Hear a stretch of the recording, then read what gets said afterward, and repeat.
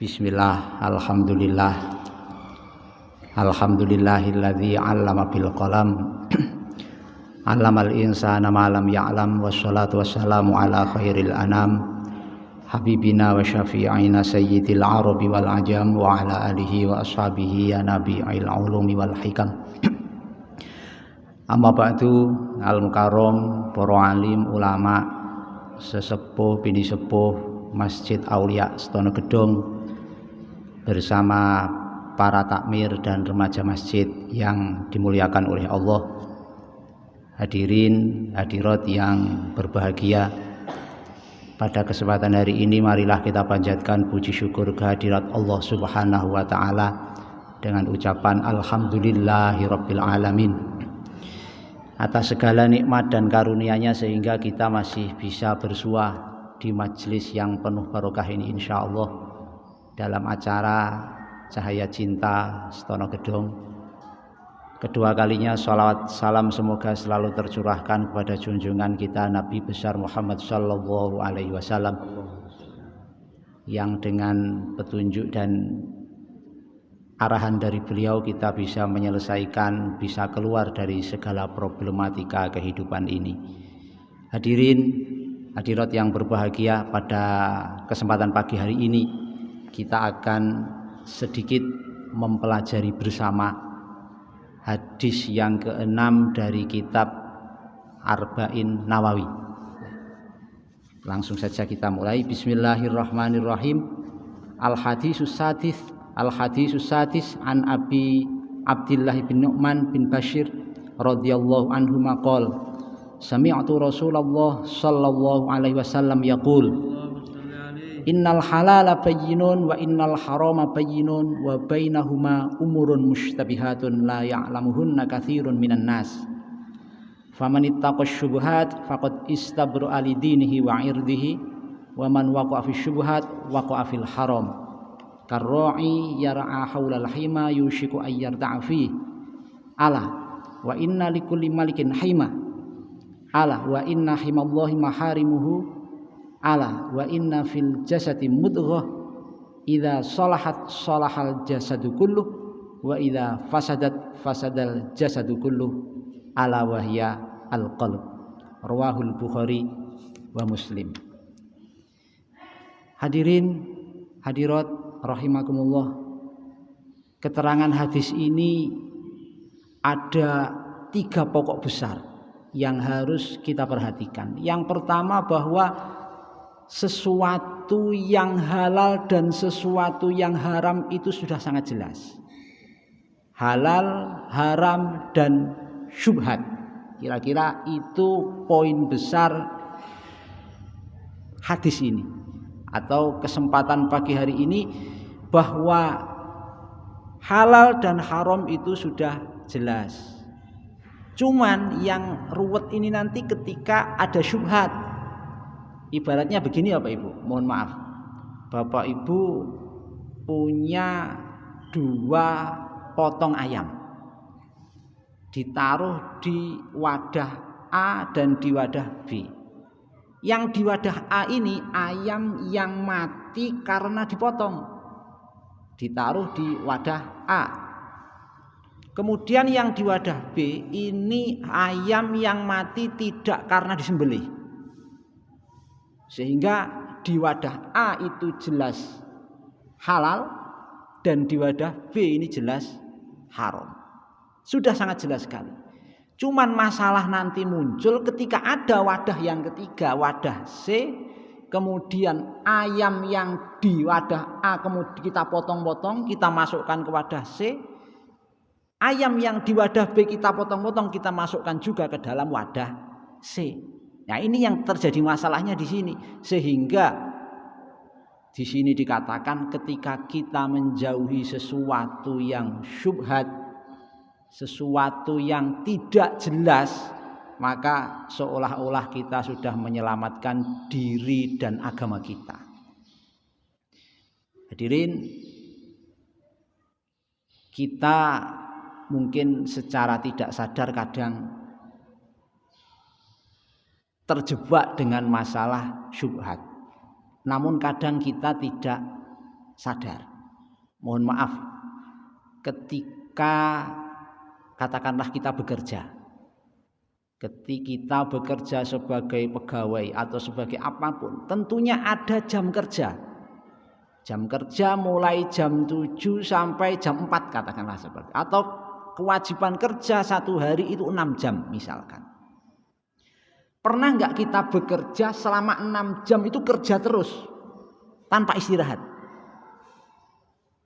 Padahal tuntutan bagi kita untuk bekerja niku 6 jam bekerja ya kudune bekerja terus.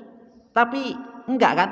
Kadang kita datang jam 7, masih sepi, santai, ngopi-ngopi dulu. Nah, kemudian sampai setengah 8 baru mulai bekerja. Baru bekerja mungkin setengah jam temannya datang. Ngobrol dulu, ngelumpi dulu 1/4 jam. Kemudian baru bekerja 1/4 jam lagi. Wah, ini sudah waktunya sarapan, ini sarapan dulu. Begitu seterusnya. Padahal gaji yang kita terima itu utuh selama 6 jam. Terus pertanyaannya Bapak Ibu, mohon maaf ini. Kira-kira ketika kita ngopi, ketika kita ngobrol, ketika kita tidak bekerja, itu kira-kira layak mendapat bayaran apa enggak? Tentunya kan tidak. Lah, terus kalau ini tidak berhak menerima bayaran, padahal bayaran yang kita terima ini penuh. Terus bagaimana ini Bapak Ibu? Nah, disitulah Bapak Ibu akhirnya kita oleh agama dianjurkan untuk bersedekah, untuk menginfakkan harta kita. Ada istilahnya zakat juga. Zakat untuk membersihkan harta kita dari sesuatu yang kurang bersih, kira-kira semacam itu. Hadirin rahimakumullah, dulu pernah sahabat Abu Hanifah, bukan sahabat, Abu Hanifah itu pernah berserikat dengan seseorang. Abu Hanifah itu ceritanya punya 60 baju, 60 potong baju. Kemudian berserikat dengan orang lain, kerjasama, tolong 60 baju saya ini dijual. Tapi ada catatannya, salah satu dari 70 potong pakaian itu ada yang cacat. Nanti tolong itu pakaian yang cacat itu disampaikan kepada pembeli bahwa ini adalah pakaian yang cacat. Oke, sip Abu Hanifah. Oke. Setelah itu pakaian Abu Hanifah itu, dagangan dari Abu Hanifah dibawa, dijuallah oleh sang penjual tadi. Setelah itu penjual membawa laba yang sangat banyak sekali dihaturkan ke Abu Hanifah. Abu Hanifah alhamdulillah dagangannya sudah habis, laris manis ini tadi. Ini hasil dari penjualan dagangan. Kemudian sama Abu Hanifah ditanya, kamu ingat pesan saya tadi ada salah satu yang cacat tadi saya sampaikan enggak ya kepada pembelinya? Masya Allah, lupa Abu Hanifah. Lupa saya sampaikan pakaian yang cacat tadi. Oh ya sudah, kalau gitu semua uang hasil penjualan ini saya sedekahkan. Luar biasa sekali Bapak Ibu. Untuk menghindari satu syubhat kecil, beliau menginfakkan, mensedekahkan semua hasil dari penjualan dagangan tadi. Karena Bapak Ibu yang kami hormati, sesuatu haram yang masuk ke dalam tubuh kita itu akan sangat berpengaruh. Abu Yazid Al-Bustami itu pernah suatu saat, ini seorang wali besar ini, Abu Yazid Al-Bustami itu pernah suatu saat beribadah berpuluh-puluh tahun. Beliau itu tidak merasakan nikmatnya ibadah. Karena mohon maaf Bapak Ibu, ibadah itu kan satu kegiatan di mana kita itu bermunajat dengan kekasih kita, katakan. Ketika Bapak Ibu mungkin yang emas-emas ini ketika chatting dengan kekasihnya itu kira-kira kalau bales itu cukup ya, tidak. Kalian enggak seperti itu, pasti iya ditambah apa lagi karena dia pengen berlama-lama. Nikmat sekali. Abu Yazid Al-Bustami, kok saya itu beribadah tidak merasakan nikmat ya? Ini faktornya apa kira-kira? Kemudian apa saya itu pernah makan sesuatu yang kurang bersih kira-kira ya? Diingat-ingat, seingat beliau tidak pernah makan kecuali sesuatu yang bersih. Tapi kok saya belum bisa merasakan nikmatnya beribadah, ini pasti ada sesuatu yang kurang pas. Akhirnya mungkin ketika saya masih kecil sama ibu saya pernah dikasih makanan yang kurang bersih. Akhirnya cari ibunya, tanya, "Ibu, mohon maaf, saya kok belum bisa merasakan nikmatnya beribadah, bermunajat kepada Allah. Kira-kira apa dulu itu saya pernah panjenengan kasih makan makanan yang kurang bersih?" Ibunya, "Enggak pernah kamu enggak pernah saya kasih kecuali makanan yang bersih, makanan yang jelas halalnya." Oke lah Bu, kalau saya kecilnya enggak pernah dikasih makanan yang kurang bersih, mungkin dulu ketika ibu hamil pernah makan atau apa gitu. Akhirnya diingat-ingat sama ibunya, "Oh iya pernah suatu saat saya waktu itu hamil ngandung kamu itu cara Jawane ngoten nyidam. Pernah saya lihat jenang, itu saya nyidam jenangnya seseorang itu. Kemudian dengan tidak beliau ketahui saya ambil jenang itu sak ndulit, pakai telunjuk diicipi tok nggih. Kalau ngicipi itu kira-kira sak piring atau sak kalau sak piring itu enggak nyicipi itu namanya. Itu nyicipi tok, cuma sak ndulit tok ya, sak mangkok niku mboten nyicipi niku. Apalagi kalau embuh 2 mangkok. Cuma ndulit tok niku. Itu miliknya siapa Ibu? Jenang itu miliknya siapa? Oh itu miliknya itu. Akhirnya sama Abu Yazid Al-Bustami benar dicari orangnya, minta halal jenang yang 1 ndulit itu saja. Walhasil setelah beliau mendapatkan dikatakan halal oleh pemiliknya, dihalalkan oleh pemiliknya, beliau jadi seorang wali besar, merasakan nikmatnya munajat, nikmatnya berdua-duaan dengan Allah. Sehingga Bapak Ibu yang kami hormati, makanan itu sangat berpengaruh bagi kita. Makanan halal yang masuk ke dalam tubuh kita akan menjadi darah, dan darah itu akan menjadi daging. Daging yang tumbuh dari sesuatu yang halal itu akan mudah sekali dibuat dan enteng, ringan untuk dibuat ibadah kepada Allah Subhanahu wa taala.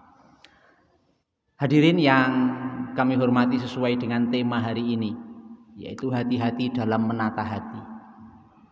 Di hadis di bagian belakang disebutkan bahwa kita harus ingat bahwa di dalam tubuh kita itu ada segumpal darah. Ketika darah itu baik, maka seluruh tubuh kita juga akan baik. Jika darah itu jelek, maka seluruh tubuh kita akan jelek. Ingatlah, itu adalah hati kita bersama.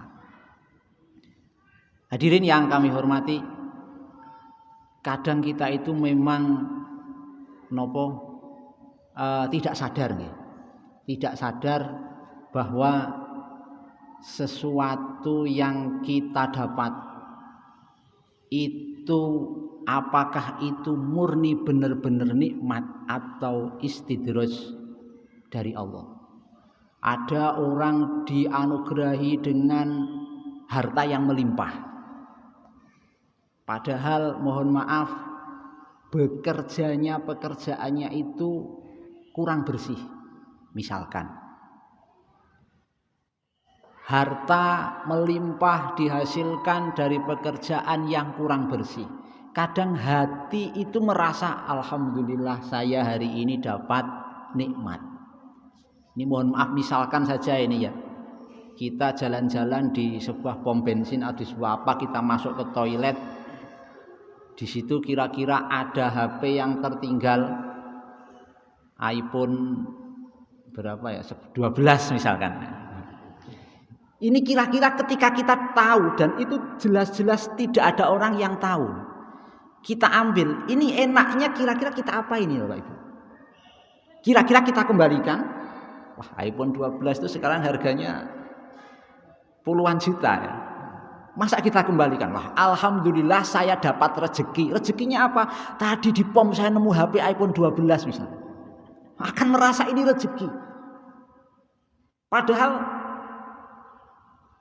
ini kita harus hati-hati seperti itu. Karena kenapa?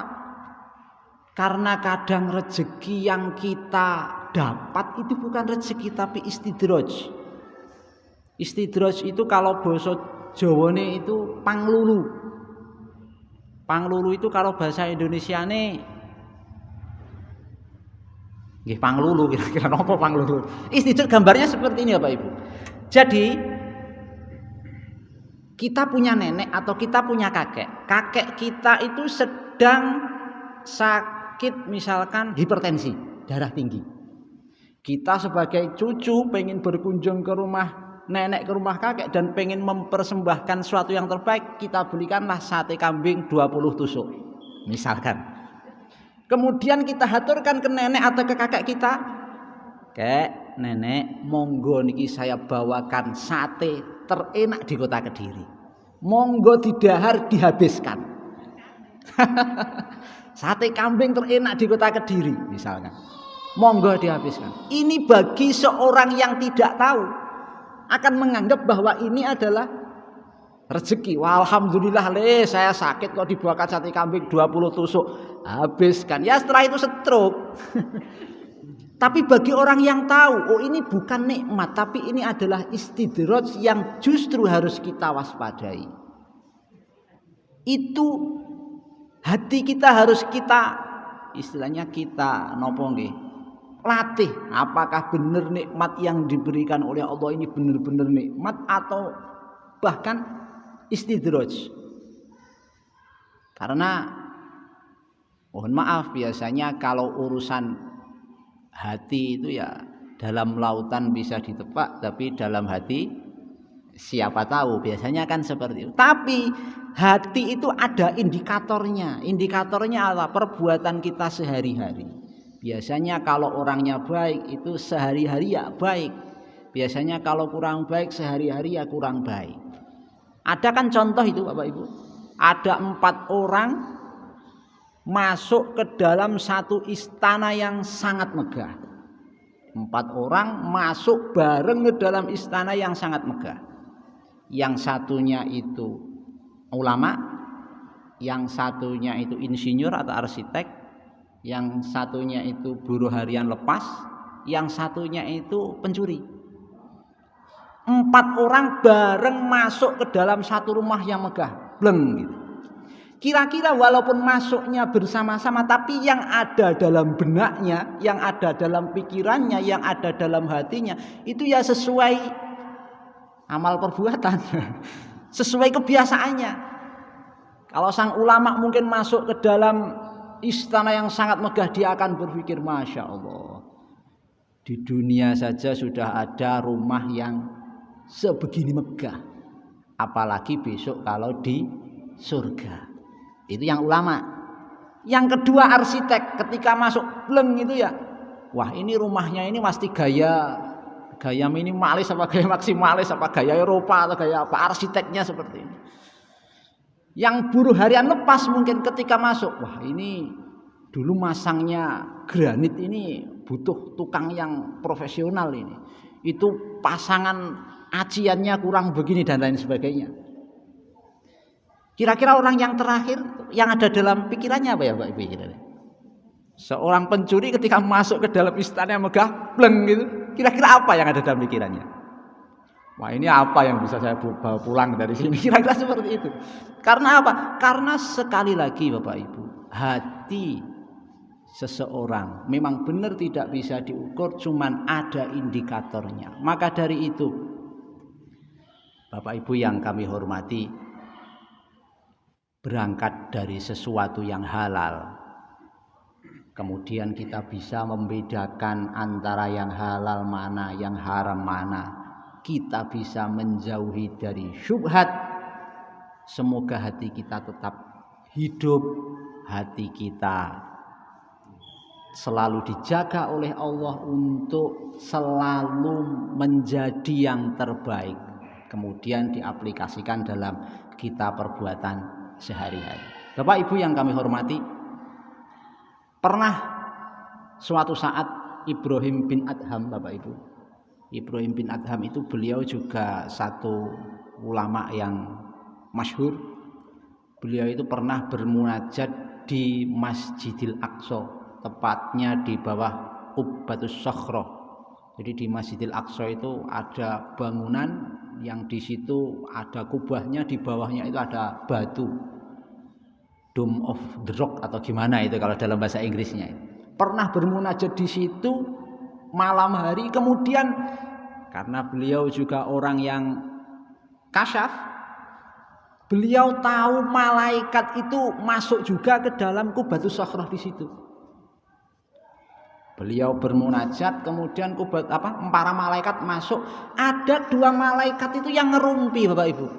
Itu siapa toh kok yang duduk di situ, bukan dari golongan kita? Kita semua kan malaikat, itu kok ada satu orang di situ, siapa? Yang satunya ngomong, oh itu namanya Ibrahim bin Adham. Oh Ibrahim bin Adham yang itu amalnya tiap hari selalu naik berlipat-lipat itu. Iya. Oh beliau ya Ibrahim bin Adham yang doanya selalu mustajabah. Iya.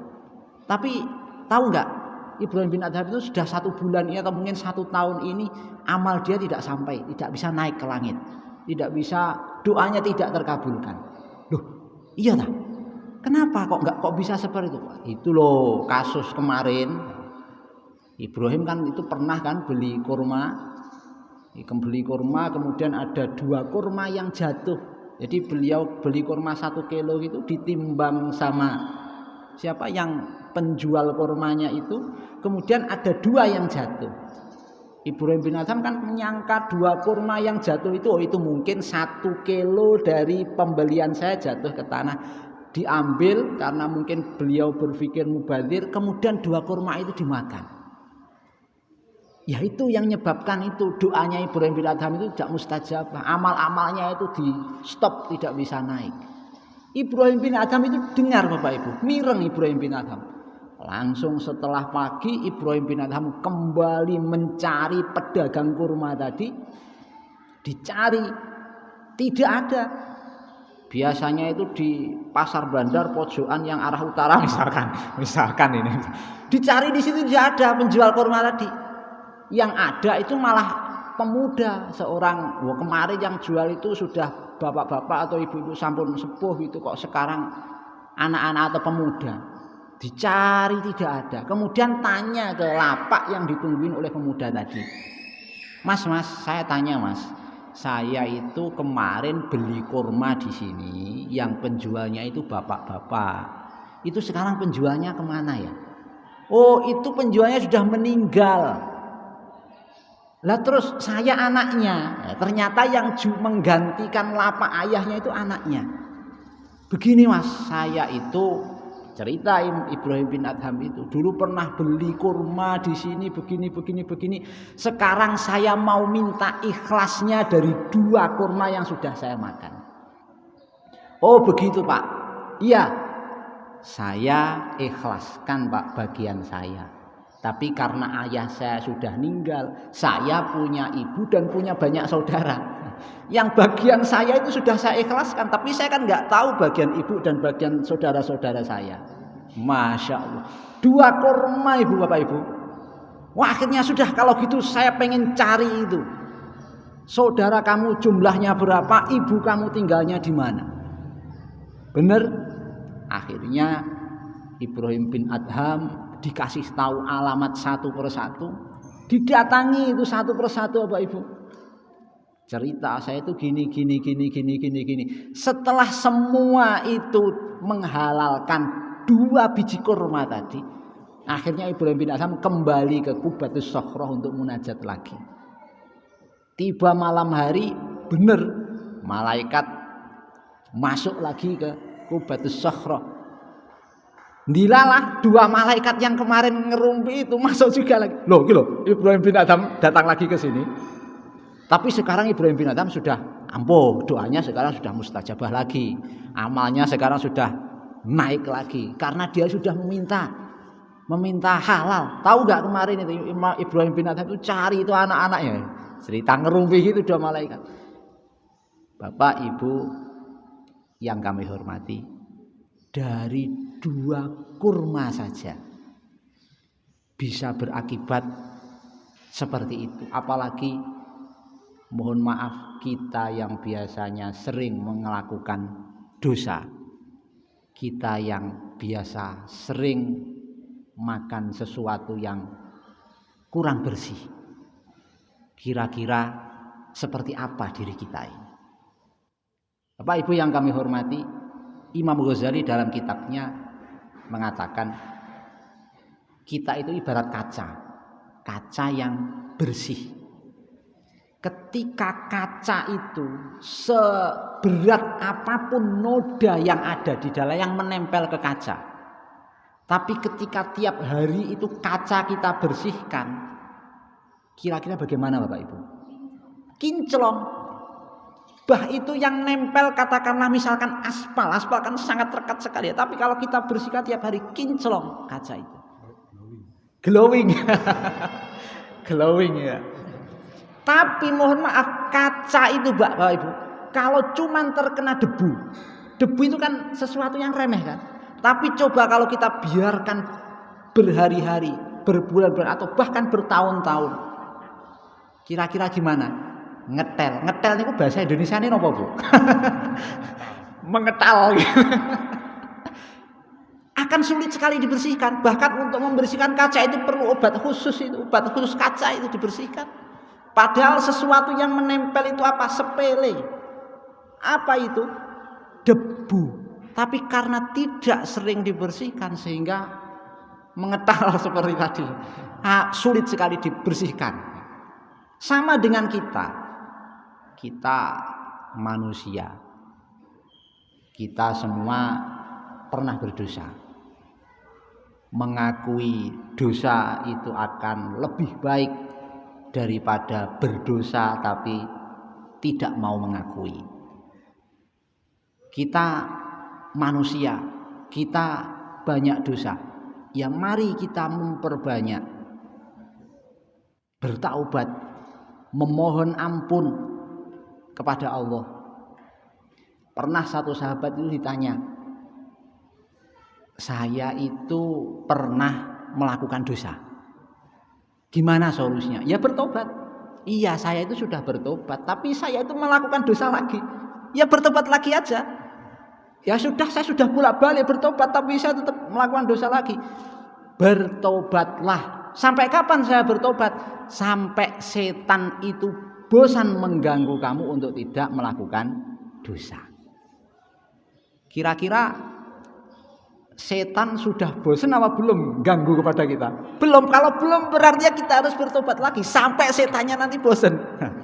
Sampai setan itu nanti bosan mengganggu kita. Karena ya kita lumrah lah, manusia biasa pasti punya dosa, pasti punya kesalahan. Sehingga ketika kita mengakui dosa kita mau bertaubat, yakin pasti diampuni oleh Allah. Pasti, itu jaminan itu. Berdoa pasti diampuni. Pasti dikabulkan. Memohon ampun pasti diampuni.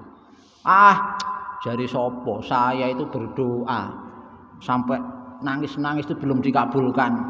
Ya Allah, ya Allah, ya Allah, belum dikabulkan. Jangan khawatir Bapak Ibu. Besok di akhirat, dalam satu keterangan dikatakan besok itu di akhirat, orang yang berdoa dan doanya itu sudah dikabulkan di dunia, dia akan menyesal. Itu di akhirat Bapak Ibu. Karena kenapa? Karena ternyata doa-doa kita yang belum dikabulkan oleh Allah itu akan dikembalikan, akan diberikan besok di akhirat dengan berlipat ganda, sehingga orang-orang yang berdoa dan sudah dikabulkan itu menyesal kenapa doa saya dulu dikabulkan. Kira-kira penjenengan pilih mana Bu? Doa dikabulkan sama tidak dikabulkan? Ya pengen saya doanya dikabulkan, nanti di akhirat ya dapat. Oh ya itu manusiawi banget itu. Kita pengen seperti itu. Karena begini Bapak Ibu, doa kita yang kita panjatkan di dunia itu ada 3 macam, ada beberapa macam. Yang pertama doa dan langsung dikabulkan.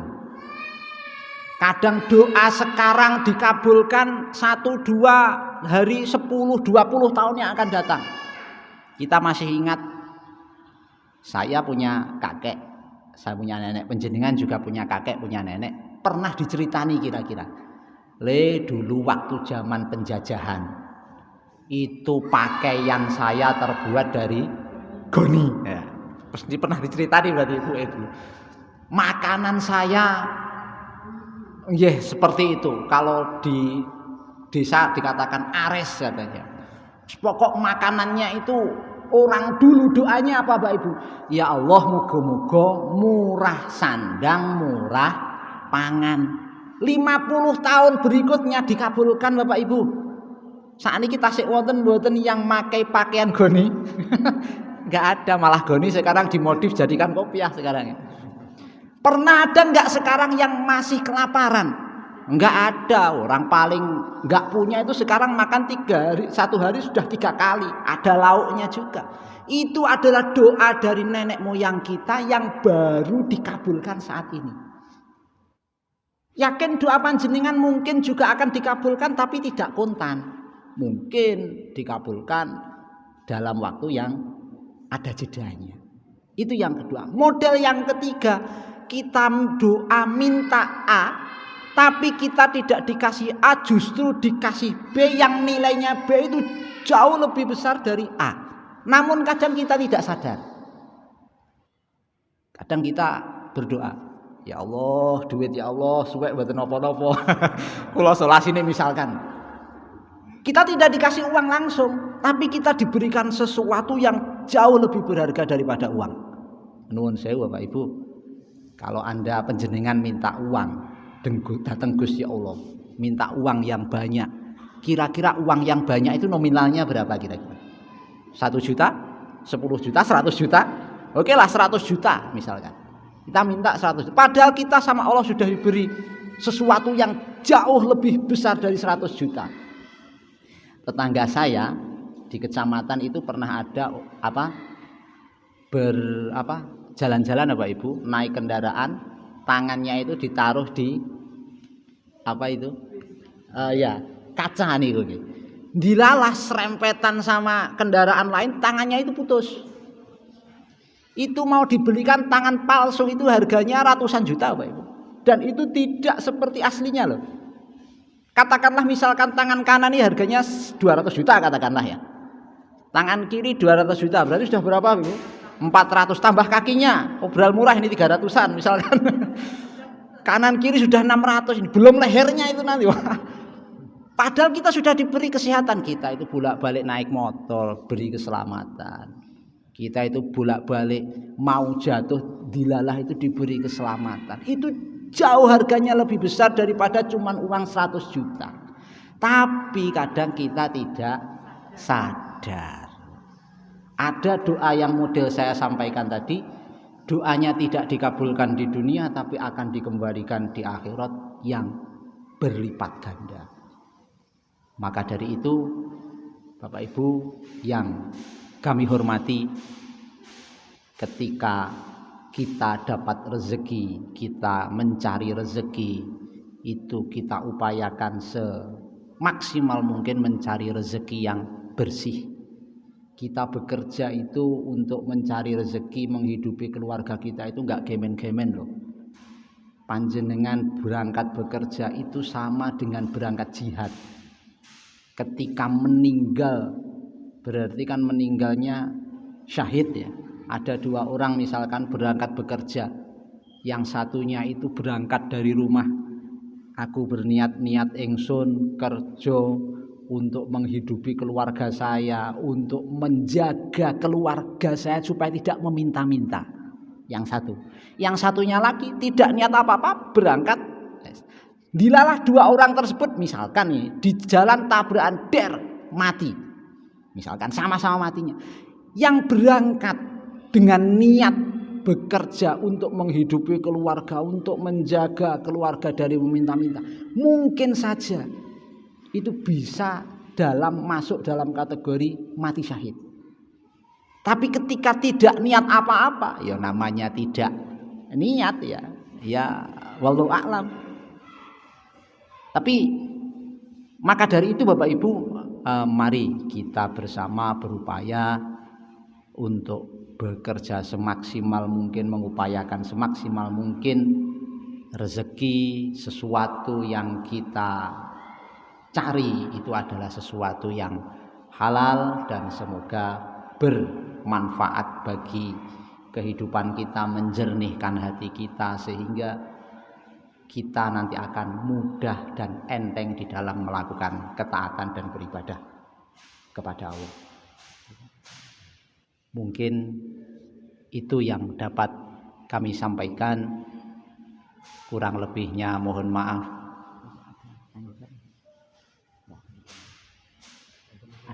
Atau mungkin ada yang perlu kita diskusikan Bapak Ibu pada kesempatan pagi hari ini. Terima kasih Bapak Ibu, kesimpulan kita pada kesempatan pagi hari ini Bapak Ibu, sebagaimana yang sudah kami sampaikan tadi, marilah kita menjaga diri kita dari perbuatan-perbuatan syubhat, dari sesuatu yang haram. Ada satu saja Pak Ibu, saya itu sudah kadung melakukan pekerjaan yang kurang baik, dan saya menghasilkan banyak uang dari perbuatan yang kurang baik tersebut. Kemudian tapi saya juga bekerja dengan bekerja yang bersih. Kemudian uang saya itu campur misalkan. Itu bagaimana? Ya gampang, kira-kira uang yang bersih itu berapa, uang yang kurang bersih berapa. Yang kurang bersih itu bisa disedekahkan untuk kemaslahatan umum. Ingat nggih, sedekah dengan uang haram niku tidak boleh. Sedekah dengan uang haram tidak boleh. Tapi ada perlu stressing nih. Tapi kalau kita punya uang haram, kita pengen bertaubat, maka uang haram tersebut itu diinfakkan, bukan dalam rangka sedekah, tetapi dalam rangka kita bertaubat. Itu boleh, justru itu dianjurkan. Jadi kalau misalkan, ini dulu uangnya A, ya dikembalikan ke A. Kalau kita tahu, tapi kalau kita nggak tahu, pokok itu uang kurang bersih, ya diinfakkan misalkan ke masjid atau pembangunan tempat ibadah dalam niat bukan sedekah, tetapi dalam rangka bertaubat, membersihkan harta kita. Itu saja, mungkin kurang lebihnya mohon maaf.